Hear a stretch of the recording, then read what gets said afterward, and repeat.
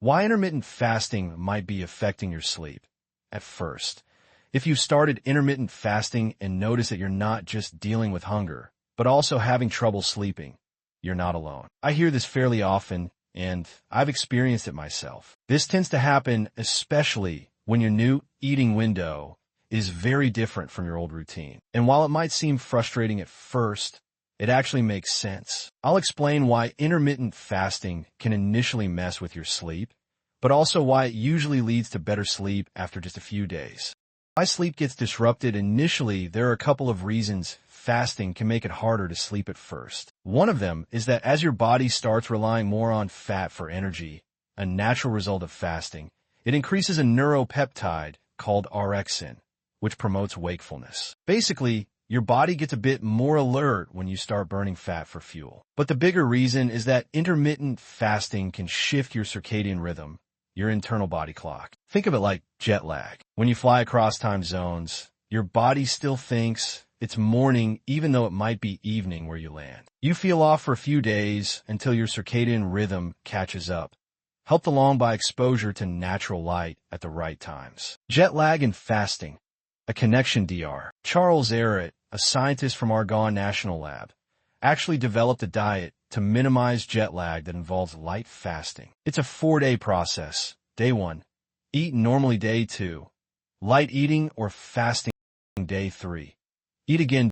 Day 4, travel day, another light fast. Then you delay your next full meal until breakfast at your destination. I've done a simplified version of this when flying from Tokyo to the U. I don't eat the day of the flight or on the plane. Then I wait to eat until lunchtime after I've landed. It works surprisingly well. I fall asleep easily and almost never get jet lag. This works because food also helps regulate your circadian rhythm, not just light. Your body has multiple internal clocks. Your body actually has several internal clocks. There's a master clock in the brain called the suprachiasmatic nucleus, which is very sensitive to blue light. That's why limiting screen time before bed or using blue light filters can help you sleep better. But there are also peripheral clocks in organs like your liver, kidneys, pancreas, and heart. These clocks are regulated by when you eat, not light. So just as sunlight in the morning and darkness at night help your brain set the circadian rhythm,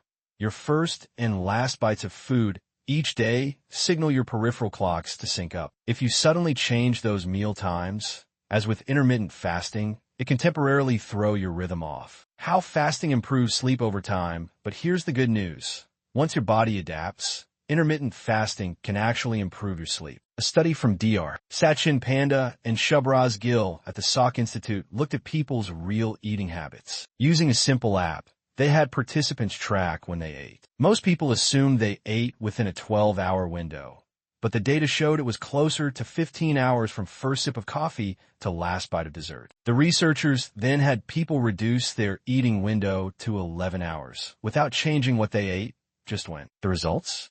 They lost weight, had more energy, slept better, felt less hungry at bedtime, and were more satisfied with their sleep. One reason may be that restricting your eating window strengthens your circadian rhythm. Another study from Dr. Panda shows that regular patterns of eating and fasting boost the amplitude of your circadian cycles, making them stronger and more consistent. In animal studies, this led to clearer, more defined circadian patterns in the body. While we can't say for sure this directly boosts the sleep-wake cycle in humans, the data points in that direction. Sleep, hormones, and meal timing. It makes sense when you think about how our ancestors lived. Before artificial lighting, we mostly ate during the day. We're not nocturnal creatures, so food and sleep hormones naturally follow different rhythms. In fact, one study from 2013 shows that melatonin, your sleep hormone, actually suppresses insulin and vice versa. So when insulin is low, as it often is during fasting, melatonin can do its job better, helping you fall asleep and stay asleep. Back to Dr. Panda's research again. They also found that longer fasting periods were linked to longer and better sleep. Lower insulin, better melatonin secretion, better rest. Final thoughts. So, yes, intermittent fasting might make sleep a little tricky at first, but give a couple of days. Once your body adjusts, you're likely to fall asleep faster, sleep more deeply, and wake up feeling more refreshed.